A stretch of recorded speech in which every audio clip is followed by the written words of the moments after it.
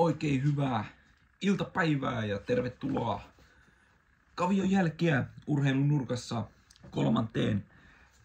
jaksoon. Ja tänään meillä aiheena on tulevan viikonlopun Elite Loppet ravit ja sitten totta kai jääkiekon MM-kisat ja ensin tuttuun tyyliin raviosuus, jonka jälkeen siirrymme jääkiekon puolelle ja katsomme pienen katsauksen noihin puolivälieräpareihin ja sitä kautta sitten jatkoon ja kerron myöskin tuosta omasta Tukholman reissusta, kun siellä tuli käytyä. Työnnän vähän tuosta kauemmaksi ja tulen itse vähän lähemmäksi. Nyt ei ne ihan kokonaan kuvassa.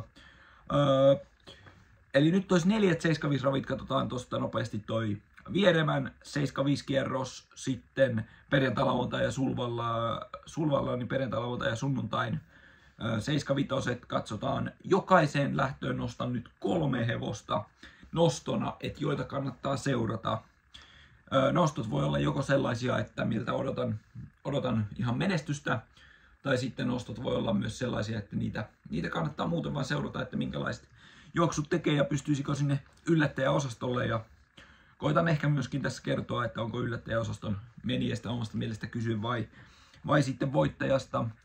Aloitetaan ensin noista Vieremän perjantain 75 ja sitten sen jälkeen lähdetään perjantai sulvallaan, lauantai sulvalla, sunnuntai sulvalla ja sitten on raviosuus paketista. Nyt on niin monet ravit tässä käsiteltävinä, että ei palata mihinkään menneeseen, että miten viime viikolla kävi, vaan nyt mennään suoraan katseet kohti tulevaisuuteen ja huomisiin Vieremän raveihin. Totta tosiaan, Vieremällä huomenna avaus 75 on monta mielenkiintoista menijää, mutta 3 nostohevosta. Ja ensimmäisenä otan numeron 9 Konsta. Voitti viimeksi vastaavanlaisen tehtävän. Nyt toki on ehkä pari kovempaa vastustajaa vastassa kuin mitä siinä oli, mutta mielestäni voi voittaa myös tämän lähdön. Ja on mielenkiintoista ainakin seurata, että kuinka paljon se vaikuttaa, että on samanlainen matka muihin nähden kuin viimeksi.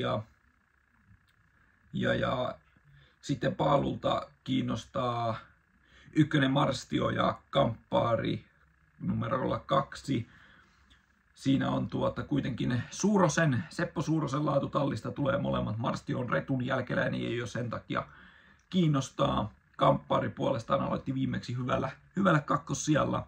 Se oli juuri muistaakseni tuo Konstan voittama lähtö, josta Kampparin uranavaustartti oli kuitenkin positiivinen ja varmasti jos voi yhtään vastaavanlainen, niin se saattaa jopa startin myötä ollut mennä sen verran eteenpäin, että pystyy Konstan tällä kertaa takanaan pitämään, mutta Konsta tulee varmasti kovan haasteen antamaan. Näitä 3 lähtisin itse seuraamaan. Toisessa kohteessa seurattavat hevoset on Antti Ojanperän kaksikko Goodwin Jet numerolla 1 ja numero 4 Global Deputy. Goodwin Jet viimeksi oli todella hyvä ja on oikeastaan ollut aina hyvä. Global Deputykin otti viimeksi voiton. Ja sitten vielä 3. nostohevosena otetaan numerolla 6 Need M, mutta tämä lähtee Global Deputyn että Goodwin Jetin ulkopuolelta. Ja voi sanoa, että sieltä Needemiltä vaaditaan paljon, mutta Needem oli juuri viime vuonna näihin samoihin aikoihin Sulvallassa ja siellä otti voiton, joten nyt sitten Vieremällä ehkä vastaavanlaisessa tai hieman kovemmassa lähdössä, varmaan ehkä jopa vastaava helpompi kuin vuosi sitten oleva yllätysvoitto Sulvallasta, mutta Goodwin Jet, Global Deputy, Need M, näitä kannattaa tässä toisessa kohteessa seurata. 3. 75 kohde. Siinä on 3 aivan jättihyvää hevosta, mitä mielestäni kannattaa seurata, ja ne ovat numerolla 1 matkaan Ramsgate. Viimeksi hävisi ja oliko 4. lopullisesti lopputuloksissa, mutta silloin oli muistaakseen mailin matka ja takarivi, koska olen kirjoittanut tähän, että tehtävä lähestulkoon mahdoton. Sitten numero 6 Negro Amaro, aivan jättikunnossa.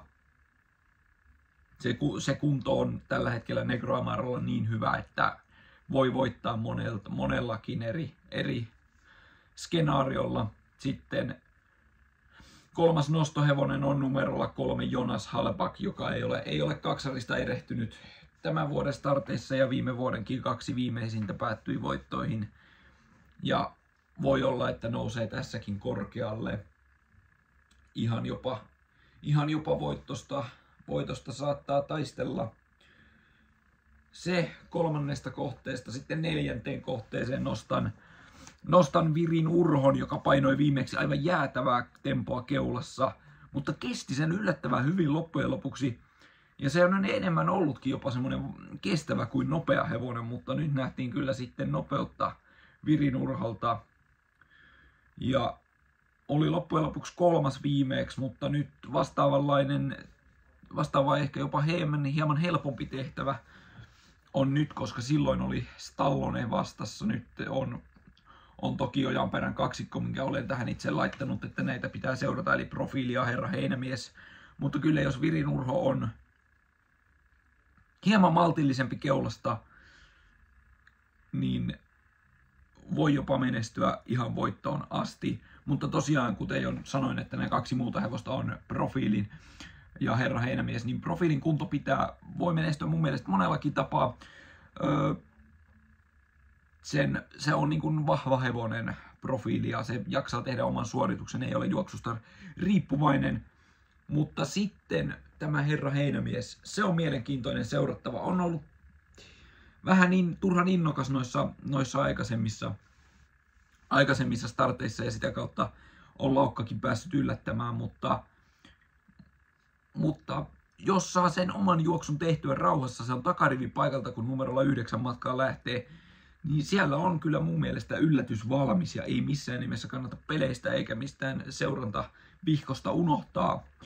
5. kohde, siinä Boskon 5 on oma nostohevonen, kun sinne hyppää Ilkka Nurmonen kyytiin valmentajan jälkeen ja Boskon 5 on pärjännyt. On siellä sitten ollut ohjaksissa kuka vaan. Nyt ehkä hieman vastus tiukkenee aikaisemmista tai se on semmoista suurin piirtein samaa tasoa, mutta kannattaa ehdottomasti seurata.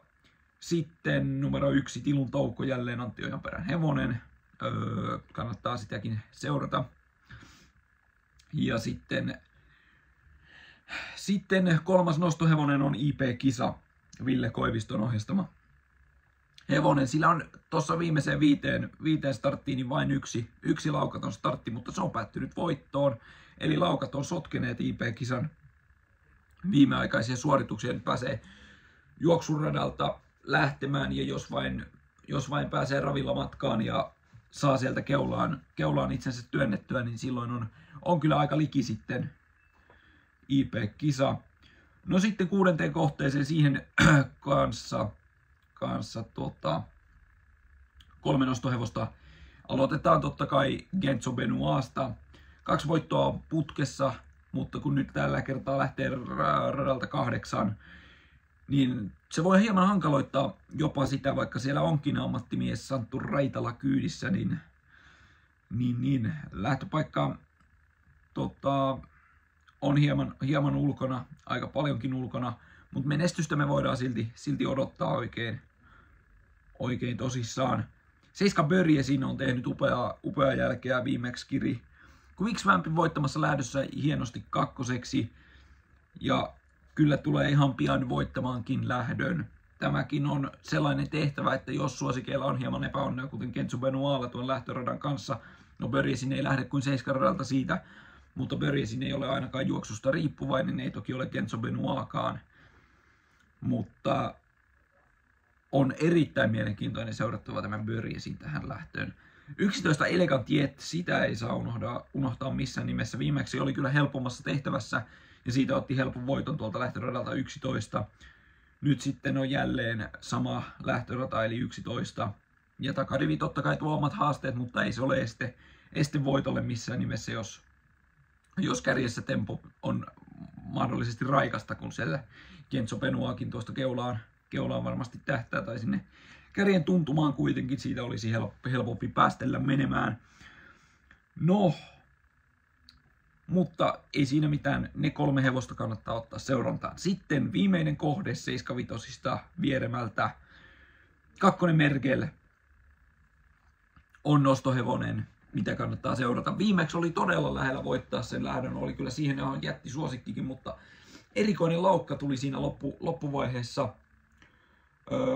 Muksva on toinen, mikä antaa haasteen, eli Merkel ja Muksva, numerot 2 ja 3 taistelee tässä viimeisessä lähdössä kyllä tiukimmiten voitosta keskenään.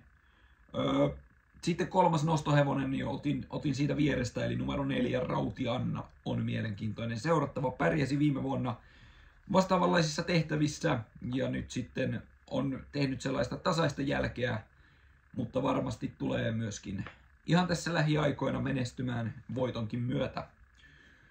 Näillä TC:llä Vieremän 75 kohti ei muuta kuin pelionnea ja tsemppiä sinne. Sitten käännetään katseet jo perjantaille Sulvallaan 75 kierrokselle ja siellä avauskohteessa meillä on kanssa 3 mielenkiintoista hevosta, joita kannattaa seurata.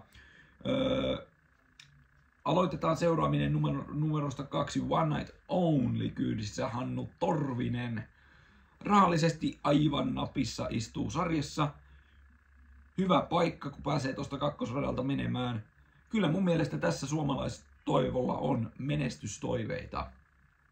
Ja Hannu Torvinen hyvänä kuskina siitä varmasti saa jonkinnäköistä juoksua luovittua. Sitten Elita Indal numero 3 kiinnostaa myöskin. Kova lähtö, kovempi kuin aikaisemmin, mutta kunto sillä pitää. Ja 3. nostohevonen on numerolla 6 Queen of Power. Se kannattaa myöskin mainita, sillä kuten nimestäkin voi päätellä, niin voima puhuu Queen of Power. Joten voi kyllä kirjan napakastikin ne loppumetrit ja kannattaa seurata, mitä nämä 3 tekee. Toisessa kohteessa Timo Nurmokselta hakee numero 9 Gaining Experience tolppaputkelle jatkoa.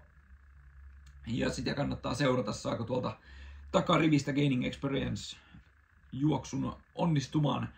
Sitten italialaiset numerolta 4 First Choice sekä 10 Forte Braccio Font haastavat koviten ja yrittää estää tämän Gaining Experiencein menestyksen, mutta näitä kannattaa siis seurata, eli italialaisduo First Choice sekä Forte Braccio Font ja sitten totta kai Timo Nurmoksen numero 9 Gaining Experience.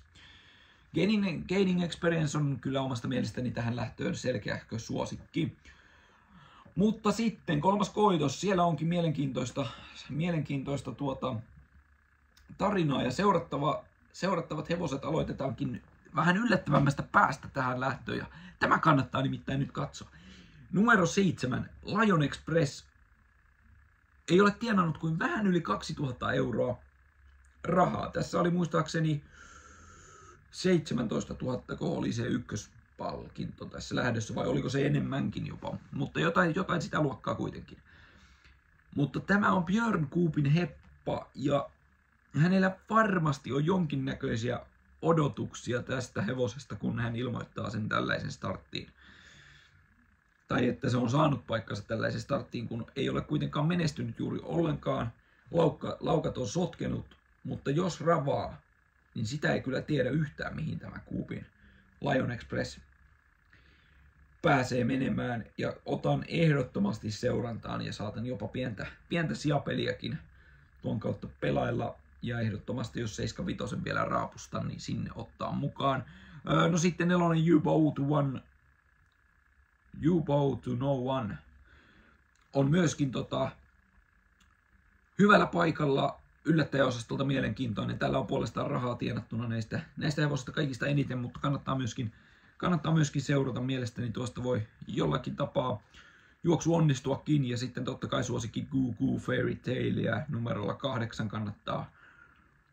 kannattaa seurata, sillä kunto pitää. Tolppaputki on käynnissä, viimeksi otti 25 000 euron ykköspalkinnon lähellä nytkin, mutta siinä on kuitenkin tuo lähtöpaikka numerolla 8, kun lähtee matkaan, niin se avaa näille yllättäjille mahdollisuuksia ja miksei Toki ei tuo Lion Express numerolla 7 kun lähtee, niin ei se paljon paranna sitä hänen lähtöpaikkaa, mutta siinä on kuitenkin mahdollisuuksia. 4. kohde, siinä on Speed Change numerolla 4. Nyt on tämä Cochedoron hevonen hyvällä paikalla, hyvässä kunnossa, keulaa ja kukat mielessä. Näin olen kirjoittanut tähän, mutta tässä on 2 muutakin mielenkiintoista, mitä kannattaa seurata. Toinen on Jyrki Filatoffin valmentama huippuhevonen Lil Jolindo, jolla on 3 voittoa myöskin putkessa. Hannu Torvinen ajaa ja totta kai toivotaan menestystä, mutta mailin matka takarivi vaatisi etupäähän hurjaa hulluttelua, että tuolta pääsisi, mutta varmasti nousee kärkikahinoihin ja kärkitaistoja kannattaa seurata Lil Jolindon edesottamuksia. Sitten kannattaa seurata myöskin numeroa 1 Love Happens. Karl-Johan Jeppsson päästelee Veikko Haapakankaan hevosella ja se on kyllä yllätys valmis tuosta, jos saa puolustettua vaikka johtavan selän, eli Speed Changein selän ja sitten Love Happens siihen taakse piikkiselkää muodostelmassa ja sitten jos lopussa vielä luukku aukeaa, niin Love Happens saattaa kirjaa jopa ykköseksi. Sitten lähtöön 5. Niin tässä on sitten Sibylle Tinterin valmentama kaksikko, mitä kannattaa ehdottomasti seurata. Westerbo Carretera on niin lähellä voittoa, että luultavasti voittaa ja on aivan upea ilmestys tuolla radoilla tämä Westerbo Carretera. Kannattaa ehdottomasti seurata. Mutta toinen seurattava on tämän tallikaveri numero 9 matkaa lähtevä Steady Countess. Sitä kannattaa seurata ja ottaa tipsivihkoon, sillä nämä Sibylle Tinterin valmennettavat ovat yleensä hienon näköisiä ja hyvässä kunnossa, niin tämä voi menestyä jossakin toisenlaisessa lähdössä ja nytkin voi kirjaa aika lähelle kärjen tuntumaa ja sitten toinen on takarivistä Kala Caramel ja se on jopa suosikin ykköshaastaja, vaikkakin eturivistä olisi ollut vielä mielenkiintoisempi nähdä tämä Kala Caramel vastaan Westerbo Carretera, mutta näitä kannattaa ehdottomasti katsoa ja seurata. Sitten 6. kohde on sellainen, missä on jälleen kerran Cochedorolla numerolla 4 Flytop. Ja edelleen Cochedorolla on suoraviivainen taktiikka myös tämän kanssa, kuin oli siinä aiemmassakin koitoksessa sen Speed Changein kanssa, niin nyt hänellä on Flytop, jolla on keulaa ja kukat mielessä. Mutta, ja voi olla jopa, että tästä tulee yllättävän helppokin Cochedorolle tämä lähtö, sillä Explosive Axe ja Quick Paw on ne kovimmat haastajat, ne on numeroilla 11 ja 12. Mutta nyt kun ne on niin yömustat paikat tuommoiseen mailin matkaan, niin kovimmat haastajat olen nostohevoksiksi nostanut numeron 2 Apollo Prophet Carl ja 5 Captain Nemo. Captain Nemoa ei ainakaan kannata unohtaa missään tapauksessa, että sitä kyllä kannattaa seurata. Varmasti tulee sinne kärjen tuntumaan, ei välttämättä voita, mutta innokkaasti sinne 3 joukkoon tavoittelee. Ja sitten päätöskohteessa, siinä onkin sitten vaikea lähtö. 3 kilometrin kisa oli muistaakseni tässä kyseessä. Jyrki Filatoffilla tähänkin heittää Mo Salah, joka on pärjännyt Ruotsissa sekä Suomessa, mutta nyt tehtävä on aivan todella raju. Ja tässä, mutta tämänkin voi voittaa niin moni, ja sitten tässä on niin epävarmojakin menijöitä. Mutta lähdetään liikkeelle numerosta 11 Mo Salah. Sitten ravatessaan D'Artagnan Face on lähellä voittoa, mutta kun laukka on päässyt yllättämään, ja se ei ole nytkään mitenkään poissuljettua. Ja sitten vielä myöskin numero 10, 3. seurattava hevonen, on myöskin laukkaherkkä tapaus, mutta ravilla se on kyllä todella vaarallinen tämä numero 10 Oviedo Pace, mutta kerta kaikkiaan tähän lähtöön olisi ollut useampiakin seurattavia hevosia, ja jos tähän 7-5 meinaa tehdä, niin tämä päätöskohde kannattaa vetää vähän laajemmalla rastituksella. No mutta sitten lauantai ja Sulvalla 7-5. Koitetaan kiristää tahtia, nyt on mennyt jo todella paljon aikaa, mutta seurattavat 3 hevosta lauantain, tai siis 3 jokaiseen lähtöön, ja lähdetään nyt sitten sillä lailla liikenteeseen, että vitonen Olli Hollerud Daniel Redeniltä on ykkössuosikki voittamaan lähdön. On aika ulkoa lähtöpaikka, mutta vielä ulompaa lähtee nämä kovimmat haastajat, eli numero 7 Betting Pacer sekä 8 East Asia. Betting Pacer oli Finlandia ajon kakkonen, nyt sitten Olli Hollerudia haastamaan, ja tuoltakin lähtöpaikalta pystyy Betting Pacer hyvään suoritukseen. Samoin Alessandro Gocciadoron East Asia voi pärjätä, mutta juoksun kulkuun voi tulla ongelmia tuolta 8 kaistalta. Ja jos voitosta puhutaan, niin Olli Hollerud on mielestäni aika selkeä ykkösmerkki tähän. Toisessa kohteessa seurattavia hevosia on numerolla 4 Feeling Fuel ja 5 Killer Rain. Molemmilla on 2 voittoa alla, kunto pitää. Nyt toki tehtävä tiukkenee molemmilla, mutta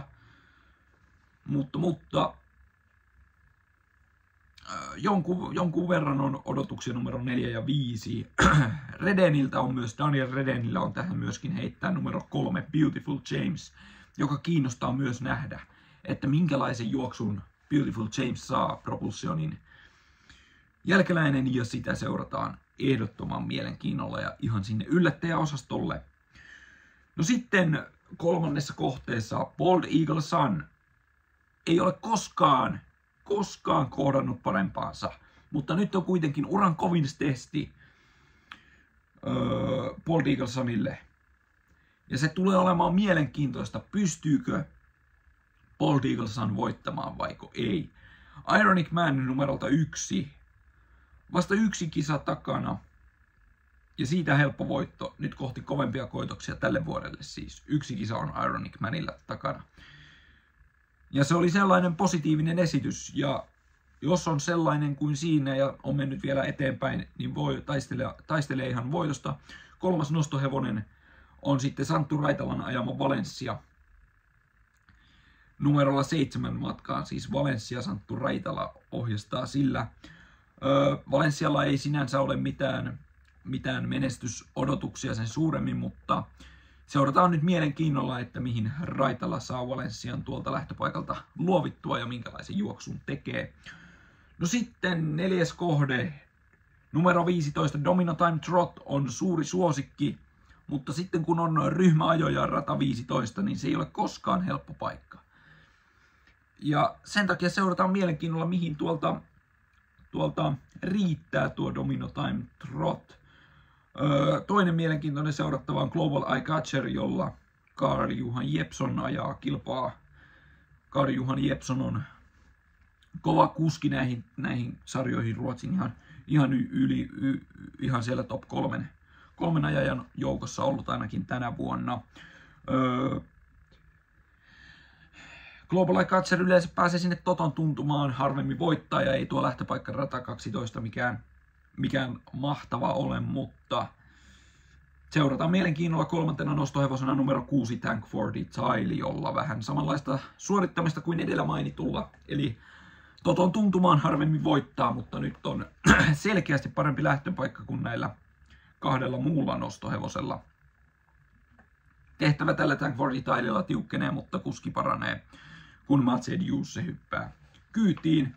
Kannattaa seurata mielenkiinnolla siis numero 6 Tank for the Tile.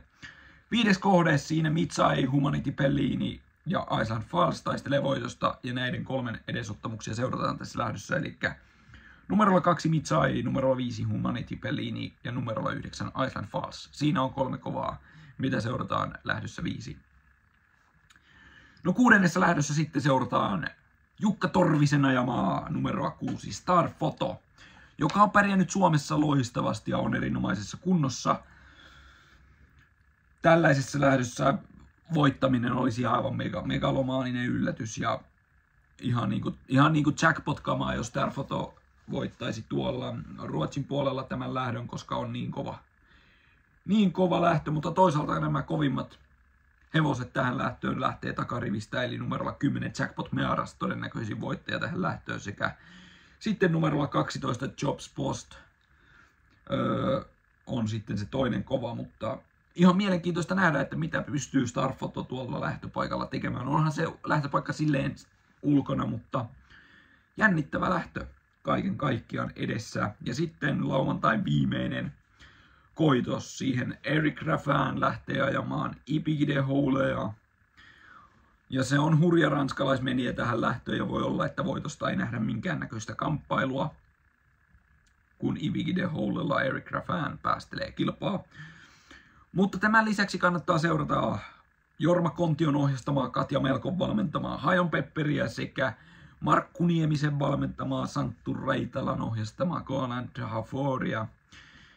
Colan de Hafor on kovassa kunnossa, voitti vastikään yhden kovan koitoksen Suomessa. Nyt sitten tehtävä kyllä tiukkenee siitä, mutta ja lähtöpaikka 15 Colan de Haforilla, se ei ole ikinä helppo paikka voittaa, mutta jos tuurit käy juoksun kulussa, niin pystyy haastamaan tämän suosikin Ibi de Houlen. Ja Hajon Pepper, Katja Melkolla on yleensä hevosta aina kunnossa koviin kisoihin, niin kannattaa myöskin seurata. Näin on lauantaikin käsitelty ja sitten mennään kohti sunnuntaita ja sunnuntai 75 ja pääkisat on nyt sitten käsillä. Ja aloitetaan Elite Companysta, se on 75 ykköskohde ja Elite Companyssa odotetaan, että voiton tuo Suomeen Stallone ja Santtu Raitala ohjastaa sillä. Santtu Raitala ja Stallone on oma nostohevonen ja toivon, että Stallone on sellainen kuin on ollut Suomessa ja voittaa tämän lähdön. Toki siinä on myöskin seurattavana Pro, Stallonen tallikaveri sekä myöskin HV Tuuri sitten suomalaisväriä edustamassa. Mutta totta kai kovimman haasteen Raitalalle ja Stallonelle tuo Östein Jomsland, jonka kaksikko on Brenneborgen ja Tangenborg. Nämä lähtevät radoilta 7 ja 8 ja Stallone tosiaan lähtee radalta 5 matkaan. Lähtöpaikan turvin Stallone on näitä edellä, mutta on muuten aika hankala suhteuttaa, että mikä on näiden välinen ero ja sen näkee oikeastaan sitten vasta sunnuntaina, kun tämä lähtö koittaa. Mutta kovan haasteen tuo Brenneborgen sekä Tangenborg, tämä Jomslandin kaksikko. Mutta ei mitään siitä sen enempää, mennään Elite Loppetiin ja ensimmäinen karsinta.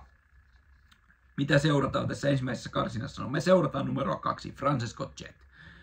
Kova meniä, saanut aika monta kutsua näihin karkeloihin ja on tottunut tähän kilpailuun.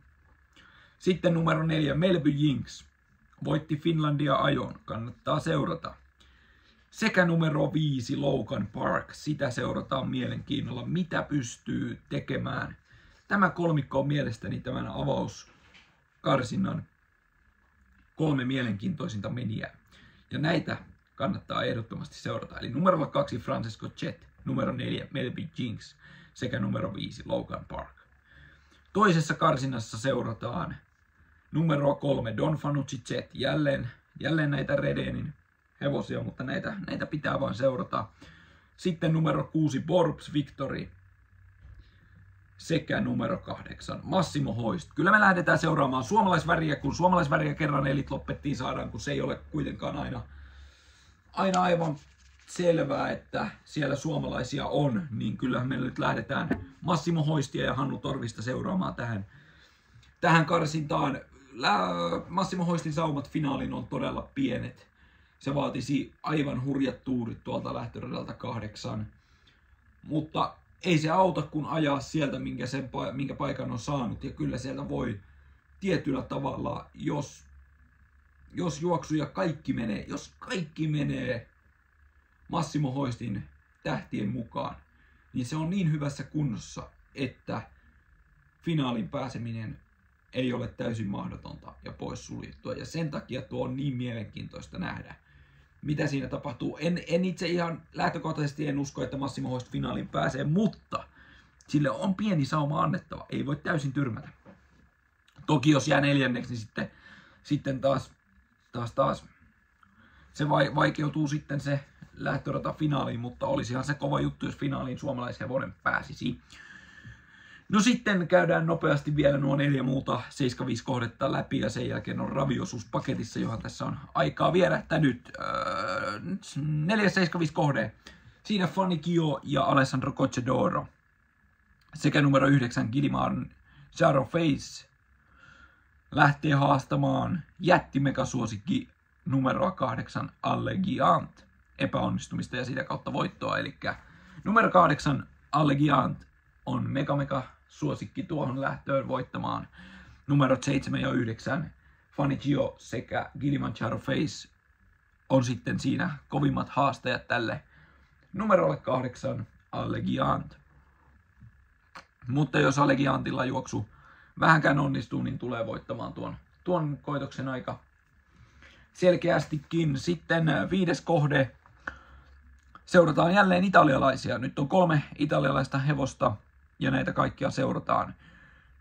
Ja ne 3 italialaista hevosta on numerolla 1 Geibergio, numerolla 4 Gohan Gibilione sekä todennäköisin voittaja näistä italialaisista takarivistä numero 9 Gino Strabligia. Italialaisia seurataan.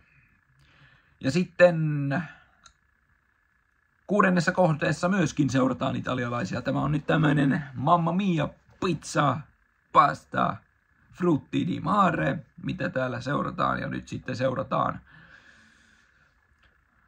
italialaisväriä, kun voitosta taistelevat tiukimmiten numero 10 Freetime Jepson sekä numero 3 Fangio.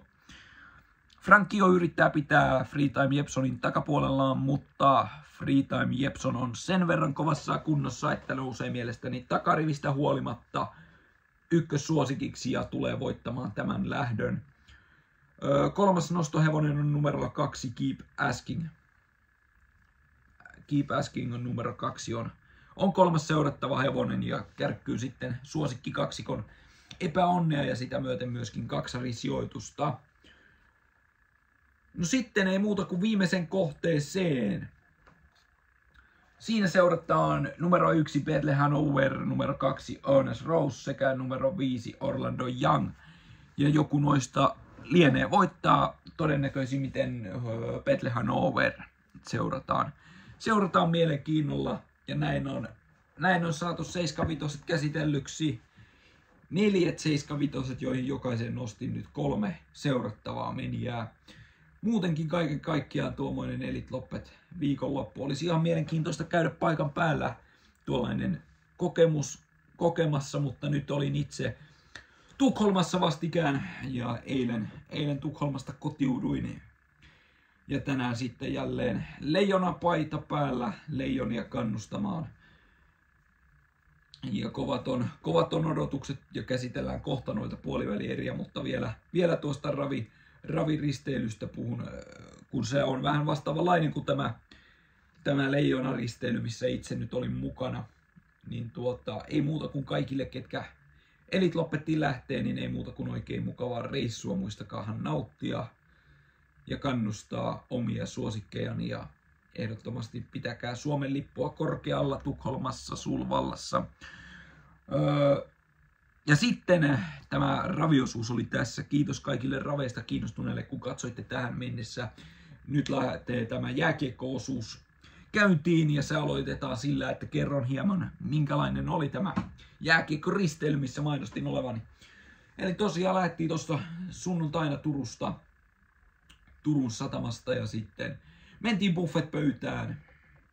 Siellä syötiin vatsat täyteen ja lähdettiin sen jälkeen nauttimaan live-musiikista. Siitä vastasi bändi ja seuraavana päivänä oltiin Tukholmassa päivä ja illalla sitten sieltä terminaalista linja-autot kuljettivat meidät tuonne Avicii-areenan läheisyyteen ja siellä päästiin noin 1,5 tuntia ennen kuin kiekko tipahti jäähän, niin päästiin sinne paikan päälle ja ei siinä mitään, siellä ihmeteltiin kaiken näköistä, käytiin fanzoneilla ja sen sellaista nautittiin elämästä ja sitten mentiin jo tuntia ennen mentiin jo sinne hallille, vähän siitä syötiin ja sen jälkeen tunnelma alkoi nousta, kun kaikki yleisössä alkoi tulla yleisöön sinne paikoilleen ja sitten sen jälkeen kyllä tunnelma siinä Suomi-Kanada-ottelussa, niin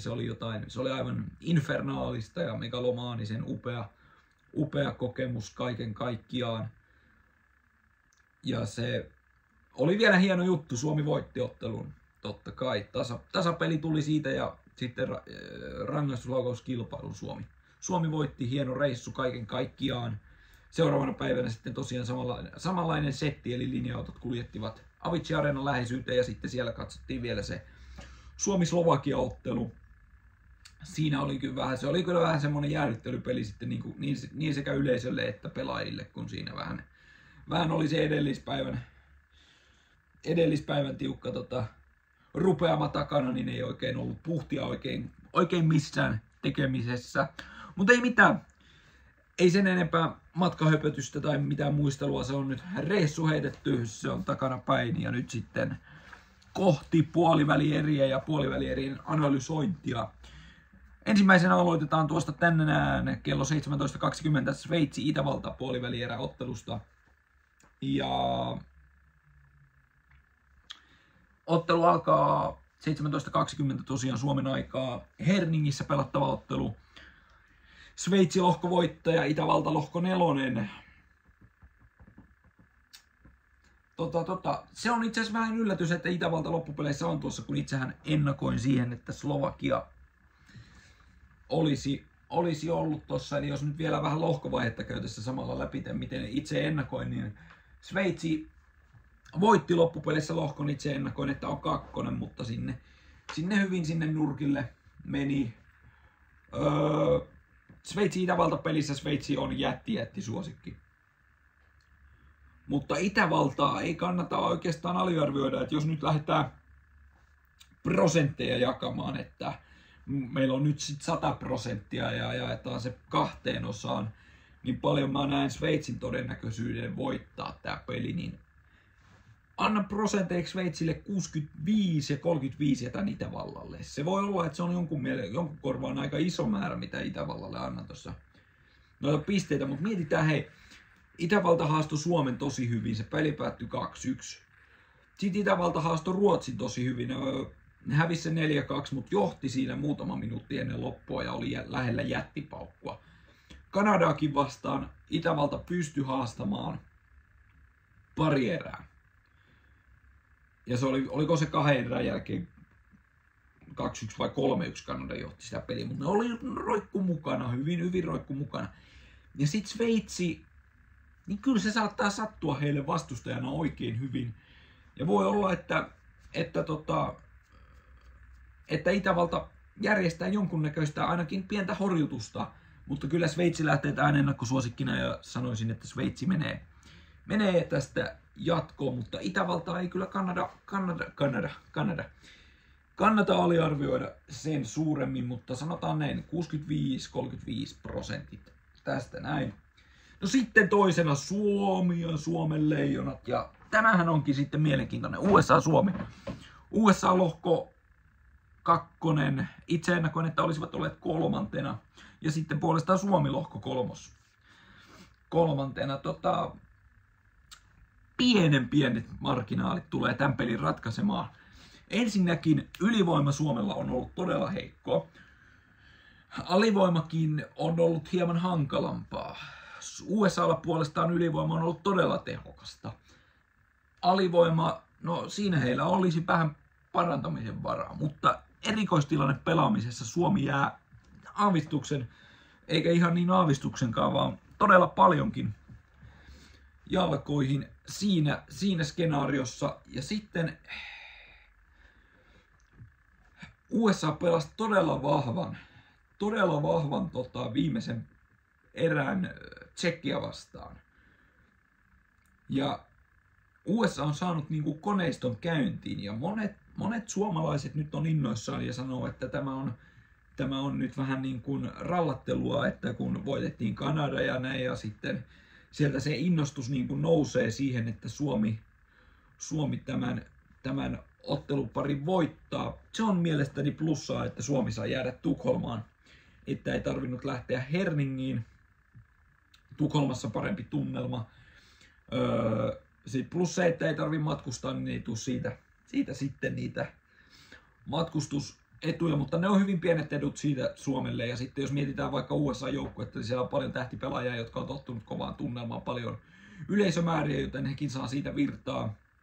Kannustaa sitten yleisö enimmäkseen Suomea tai sitten jenkkejä, mutta luultavasti Suomen puolella on siinä yleisö, mutta silti se sytyttää varmasti myös jenkkejä. Tämä on todella haastava peli arvioida. Se on selvää, että Suomelle menee maalivahtipeli etu. Juuse Saros on pelannut aivan älyttömät kisat ja on antanut Suomelle mahdollisuuden joka pelissä voittoa. Jos mietitään, että Juuse Saros ei ole pelannut vielä yhtäkään nollapeliä, ja tämä ei ollut siis mikään kritiikki, mutta siltikin torjuntaprosentti on jossain 96. Ja Juuse on pelannut kuitenkin 5 peliä. 5 peliä 96, ja sitten siellä ei ole nollapeliä siellä joukossa, niin on niin kuin käsittämätön määrä, millä tavalla pystyy niin kuin kannattelemaan joukkuetta, tarjoamaan sitä voittoa. Ja sitten totta kai Suomi tarvii Teräväisen, Tolvasen jättionnistumisia, tai että Tolvasen pitää pystyä niin kuin, pitää olla ruuti kuivaa, että se niin kuin maaliverkot pölisee ja Teräväisen pitää saada se syöttövire päälle ja sitten myöskin muualta pitää saada tukea, niin kuin nyt on saatu. Puistola on pelannut loistavasti, tuonut tukea sinne hyökkäyssuuntaan. Puolustajat Mikko Lehtonen ja Saarijärvi pitää pystyä laukomaan enemmän, pitää pystyä luomaan painetta. Siinä on niin kuin, nämä on pienet nämä nyanssit ja USAllakin on todella, kuten jo sanoin, niin kova nippu. Miten mä nyt ennakoin nämä prosenttiasetelut ja miten mä uskon, että tulee käymään, niin Suomessa on nyt ehkä hieman höyrähdetty vähän liiankin luottavaisiksi tähän Suomen menestysmahdollisuuksiin, mutta kyllä mä itsekin uskon, että Suomi tästä jatkoon menee. Totta kai. 55-45 menee nämä prosentit tässä mulla arviossa. Siitä tulee tosi tiukka peli. Ja ennen kaikkea, jos Suomi ei erikoistilanne pelaamistaan saa parannettua, niin sitten meillä on vaikea iltapuhde edessäpäin. Mutta näin niin kuin 55-45 ja Suomi voittaa ja matkaa 4 parhaan joukkoon ja näin saadaan onnistuneet kisat. Mutta kova haaste tulee USAlta. Siitä ei pääse yli eikä ympäri. Mutta sitten kohti seuraavaa. 21-20. Herningissä Tanskassa pelataan ja siellä pelaa myöskin kisaisäntämaa Tanska, jonka itsekin ennakoin 4 parhaan joukkoon pääsemään. Ja se oli todella täpärällä rangaistuslaukauskilpailun voiton myötä. Tanska sinne pääsi, kun Saksan kaatoi siinä viimeisessä ottelussa. No miten sitten tämä peli? No tässä pelissähän on nyt semmoinen tilanne, että peli pelataan Tanskassa Herningissä ja kotiyleisön tuki Tanskalla on vahva, valtava, mieletön. No niin. Ja sitten kun lopetetaan se Jonni joutava hehkutus sen suuremmin tuosta Tanskasta, niin todetaan se, että Kanadahan tästä voiton tulee viemään 90% todennäköisyydellä. Ja Tanskalle annetaan 10% mahdollisuus yllättää. Todellisuudessa prosentit varmasti on 95-5 lähempänä, mutta kyllä siitä kotiyleisön tuesta pitää antaa se toinen 5% Tanskalle, että kyllä se pystyy sinne luomaan sen oman haasteensa ja näin, mutta sanotaan näin, että Kanada on edelleen valtaisen vahva ja siinä on ne prosentit, siinä ei oikeastaan tarvitse sen enempää ihmetellä. Kanada tuo pelin tulee varmasti voittamaan nuo prosenttiasettelut heitetty. Ja sitten viimeisenä Tukholmassa pelataan ja sielläkin on kisaisäntämaa Ruotsi mukana Tsekkiä vastaan, hallitsema maailmanmestari vastaan nykyinen kisaisäntämaa. Tästä tulee oikeasti maaginen ottelu, siellä tulee olemaan loistava tunnelma. Kotiyleisö on Ruotsin puolella, mutta se ei välttämättäkään ole Ruotsille etu. Se voi olla enemmänkin haitta. Ja sitten jos mietitään näitä tsekkejä ja mietitään vaikka David Pasternakia, joukkueen ylivoimaista ykköstähteä, niin David Pasternak on sanonut, että Herningissä Tanskassa tunnelma ei ole ollut oikein mistään kotoisin. Ja nyt sitä tunnelmaa on nimittäin varmasti tarjolla. Ja se ei oikeastaan ole tähtipelaaja, kuten mä jo mainitsin siinä USA, että sitä ei heitä kiinnosta niin paljon, että onko se yleisö heidän puolella vai vastapuolen puolella. He nauttii siitä tunnelmasta. Niin sama pätee David Pasternakkiin. Se on niin kova nauttimaan siitä tunnelmasta. Se on pystynyt tuolla Tanskassa painamaan jättitehoja, vaikka ei ole tunnelmaakaan, niin nyt kun se saa tunnelman, se saa momentumin päälle. Sitten siellä on vielä Nejas ja muut nämä Tšekin joukkueen tähdet, ja se on laaja se Tšekinkin sylinteri, niin kyllä siinä tullaan lyömään Ruotsia ahtaalle ja todella kovin. Sitten Ruotsi puolestaan saa nyt ilmeisesti William Nylander tulee sinne, kun Zibanejadin kisat on ohi. Ja Nylander on myöskin pelaaja, jolla on vahva pelivire yllä NHL-pudotuspeleissä. Game 7:istä tipahti, kun Florida putosi. Niin kyllä, ei siis Florida pudonnut, vaan Toronto putosi ja Florida jatkoi matkaan. Siis totta kai näin päin meni vähän ajatukset sekaisin. Ja nyt siellä on nämä konferenssifinaalit menossa. Edmonton, Dallas sekä Florida, Carolina. Palataan niihin hieman myöhemmin. Ei ehkä ihan tällä videolla ehditä niihin, kun en itse asiassa ole katsonut tulosta sen verran innoissani olen tämän jakson aloittanut, että en muistanut katsoa, miten tuo Dallas Edmonton ottelusarja lähti käyntiin viime yönä, kun peli pelattiin. Pitää kohta se tulos katsoa. Mutta mielenkiintoinen sarja siinäkin. Mutta palataan nyt tähän Ruotsi-Tšekki-peliin. Tää on näistä mun mielestä ennakkoon vielä tasaisempi kuin se Suomi-USA. Tää on niin kuin ympäripyöreä peli, Ruotsi-Tšekki. Tää tulee olemaan, tää niin kuin saattaa mennä ihan niin kuin jatkoajalle asti. Tää on niin kuin aika lailla 50-50 peli, mutta just näiden pienien nyanssien takia mä sanon, että Ruotsin prosentit on 49, Tšekin prosentit 51. Mutta mikään ei oikeastaan tässä Ruotsi-Tšekki-pelissä yllätä, että siinä ei oikeastaan pääse yllätysmomenttia tapahtumaan, mutta mä heitän nyt, että Tšekki menee tästä Ruotsista jatkoon ja siihen päättyy tukholmalaisten ja ruotsalaisten kisat puolivälieriin ja pettymykseen ja Tšekki jatkaa matkaa. Tšekki ei kuitenkaan taida painetta tuntea. Viime vuonna he voitti omat kotikisansa Prahassa ja nyt sitten joukkue on hyvässä iskussa. Vaikka tuo pieni sulaminen tai tuommoinen pieni ihmettelyvaihe heille tulikin Jenkkejä vastaan viimeisessä lohkovaiheen pelissä, niin veikkaan, että siinä ei ole sen ihmeellisempää, vaan he pystyy sieltä tasoa nostamaan.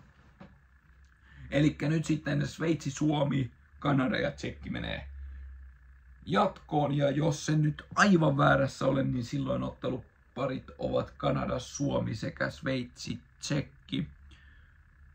Mutta en nyt lähde sen suuremmin spekuloimaan eteenpäin. Tämä oli vain tämmöinen puolivälierä ennustus. Edelleen nyt, jos mietitään sitten maailmanmestaruuden kannalta, niin mielestäni Kanada, vaikka Suomi Kanada voittikin, niin jos nämä joukkueet kohtaavat uudestaan, niin kyllä silloin Suomelle haaste tulee olemaan vielä entistä kovempi. Mutta jos joku on varmaa, niin Suomen maalivahtiosasto antaa Suomelle siihenkin pelin edellytykset voittaa. Silloin pitää vain olla viimeistelyn tehokkaampaa ja sitä kautta pystytään yllättämään Kanada vielä toisenkin kerran, mutta se on Suomen ja Kanadan välinen taisto jälleen kerran, kuten on aikaisempina vuosinakin ollut tuo maailmanmestaruus. Totta kai liputetaan Suomen puolesta, että Suomi sen voittaa. Ja viimeksi sanoin virheellisesti, kun sanoin, että kannatetaan Suomi 4. maailmanmestaruuteen, niin tosiaan niitä maailmanmestaruuksia on nyt jo 4. Eli nyt sitten kannustetaan Suomi kohti 5. maailmanmestaruutta ja seuraavan kerran, kun urheilunurkka palaa ääneen, niin silloin tiedämme, kuka on maailmanmestari vuosimallia 2025. lähdetään kannustamaan Leijonia ja katsomaan totta kai huippuhienoja ravilähtöjä Elite Loppetista viikonlopulle. Nyt oli aika lailla 2 lajin parissa pyöri tämä jakso, ei ollut mitään sen ihmeellisempää, mutta katsotaan mitä ensi viikolla keksitään. Se on moro!